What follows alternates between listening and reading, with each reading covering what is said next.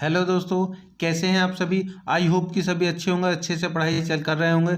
दोस्तों, हम लेकर के आ गए हैं आज का नया क्वेश्चन, ठीक है, जिसको हम कहते हैं पट्टा।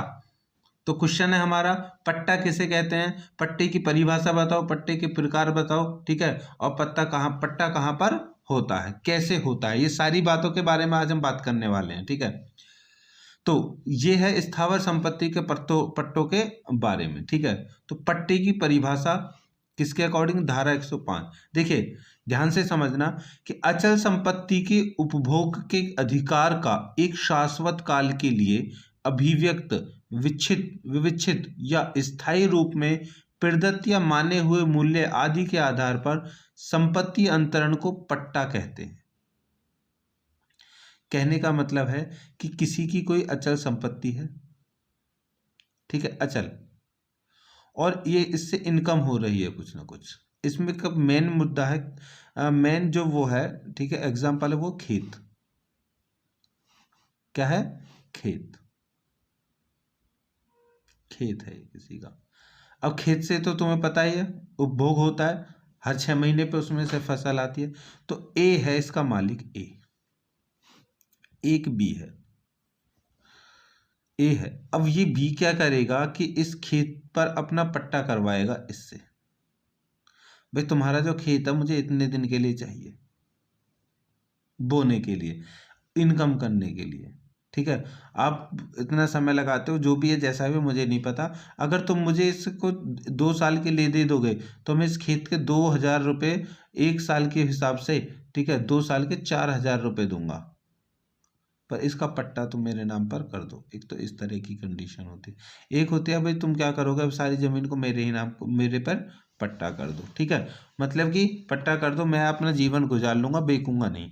मतलब किसी भी जमीन को, किसी खेत को, किसी अचल संपत्ति को, किसी को उसका उपभोग, मतलब कि अपनी जीवनचर्या चलाने के लिए, कमाने के लिए, उसको यूज करने के लिए हम पट्टा करते हैं, ठीक है। चलिए आगे देखते हैं। धारा 105, स्थावर संपत्ति का पट्टा ऐसी संपत्ति का उपभोग करने के अधिकार का ऐसा अंतरण है जो एक अभिव्यक्ति या विवक्षित समय के लिए या शाश्वत काल के लिए किसी कीमत की जो दी गई हो या जिसे देने का वचन कर दिया गया हो, अथवा घर या फसलों के अंश या सेवा किसी अन्य मूल्यवान वस्तु के जो कालावधीय रूप से विनिर्दिष्ट अवसरों पर आंतरिक द्वारा जो उस अंतरण को ऐसे निबंधनों पर प्रतिगृहीत करता है, अंतरण को की या दी जानी है, प्रतिफल के रूप में किया गया हो। देखिए क्या है कि ए और बी, ए के पास में कुछ चीज़ है जिससे इनकम हो रही है, वो उसका पट्टा इस पर कर दे कि भाई तुम देखते रहो, मेरे पास तो इतना समय नहीं है प्लॉट को देखने का, किराया देते नहीं देते, तुम उघाल लिया करो, मुझे तो 5,000 दे दिया करो, क्योंकि वहाँ से आते हैं 7,000, 2,000 तुम रख लिया करो। ऐसा भी हो सकता है, या फिर यह है कि तुम मुझे पैसे दे दो, जो तुम्हें करना है करो, मुझे कुछ नहीं पता, ठीक है। तो प्रतिफल के रूप में किया गया हो, अगर पट्टा प्रतिफल के रूप में किया गया हो, मतलब कि कुछ पाने की लालसा में किया हो गया हो, तो उसको क्या करेंगे। देखिए इस प्रकार पट्टा अचल संपत्ति के उपभोग के अधिकार का ऐसा अंतरण कहा जा सकता है जो, नंबर 1, अभिव्यक्त, विवक्षित या शाश्वत अवधि के उपभोग के लिए तैयार किया गया है। दूसरा है पट्टेदार ने कुछ कीमत देना स्वीकार किया हो। तीसरा है कीमत दे दी गई हो या देने वाले का देने का वचन किया गया हो। आगे है कि कीमत चाहे धन के रूप में हो, अथवा घर के या फसल के भाग के, अथवा कोई सेवा हो, अथवा कोई मूल्यवान, कुछ भी हो सकता है पट्टे के लिए, ठीक है दोस्तों। चलिए देखियो आगे है कि कीमत की अदायगी चाहे निश्चित अवधि पर हो या विनिर्दिष्ट अवसरों पर, कोई मैटर नहीं करता, पट्टा होना जरूरी है। आगे देखते हैं। देखिए पट्टाकर्ता, पट्टेदार, प्रीमियम और भाटक की परिभाषा। नंबर 1, अंतरक पट्टाकर्ता अंतरिति पट्टेदार कहलाता है। मतलब अंतरक पट्टाकर्ता जो है, पट्टाकर्ता, वो अंतरिति पट्टेदार कहलाता है। कीमत, प्रीमियम, देय धनराशि, अंश, सेवा या अन्य वस्तुएं भाटक कहलाती हैं। और बाकी पट्टेकर्ता और पट्टेदार आपने पहले पढ़ ही लिया था। पट्टे की विशेषताएं, कैरेक्टर कैरेक्टरिस्टिक्स ऑफ लीज। पट्टे की निम्नलिखित विशेषताएं होती हैं। नंबर 1, पट्टा केवल उपभोग का अधिकार होता है, मतलब कि अगर तुम खेत लिया है तो वो खेत बोने के लिए है। अगर कोई मकान है तो उसका किराया लेने के लिए लिया है तुमने। दूसरा है, पट्टे में महत्वपूर्ण हित का अंतरण होता है, यह सिर्फ संविदा नहीं होता। पट्टे में सामान्यतः संक्रमणीय, ट्रांसफरेबल और दाय योग्य, हेरिटेबल दोनों विशेषताएं होती हैं। मतलब कि पट्टे को हम ट्रांसफर भी कर सकते हैं, ठीक है, और हेरिटेबल, दाय योग्य, किसी को हम दे भी सकते हैं। दोनों तरह का पट्टा होता है। अब है कि पट्टा उसी परिस्थितियों में हो सकता है जब संपत्ति को स्वत्व और स्वामित्व दो भागों में बांटा गया हो।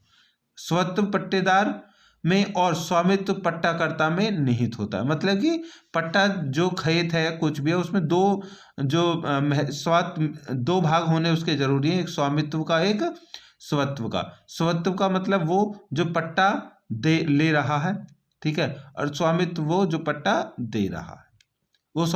स्वत्व का मतलब जो पट्टा दे रहा है, स्वामित्व का मतलब जो पट्टा लेकर के उस पर अपना स्वामिक मालिकाना हक जमा रहा है। ठीक है, चलिए आगे है पट्टे के आवश्यक तत्व।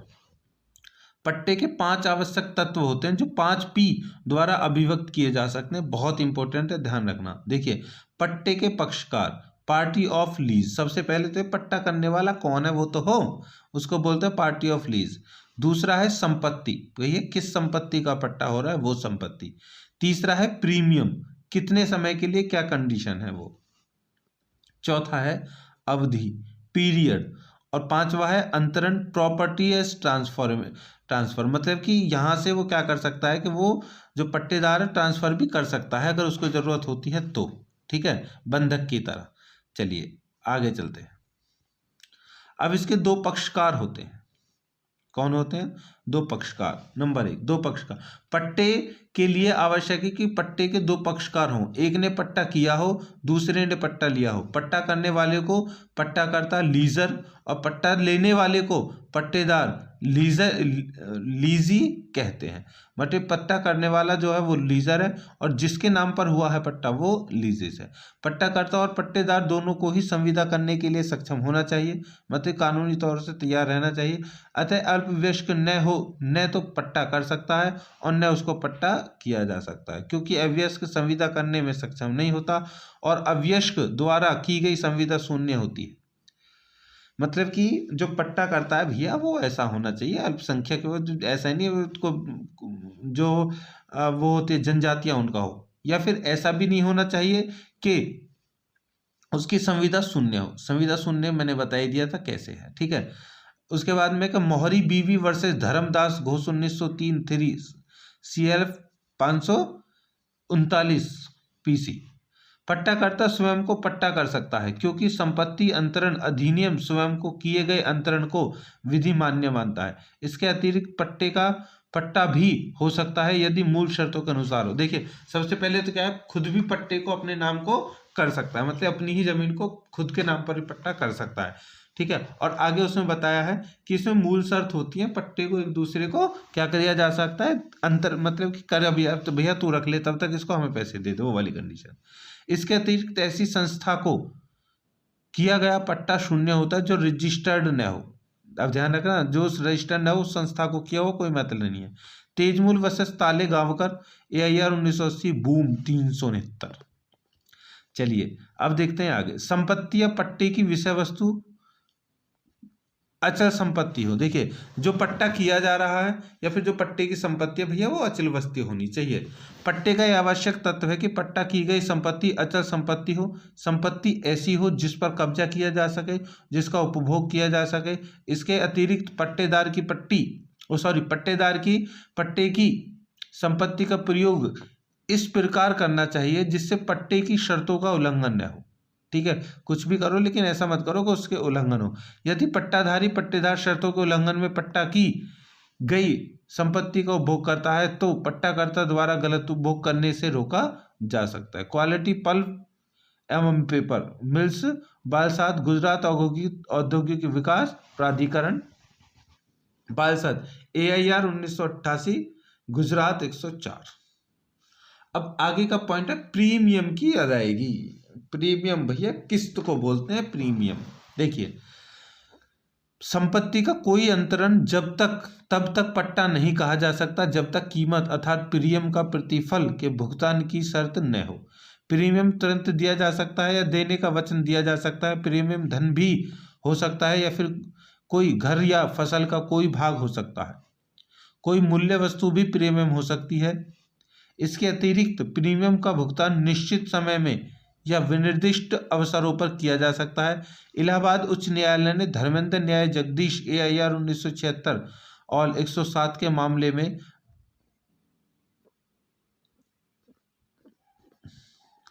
मामले में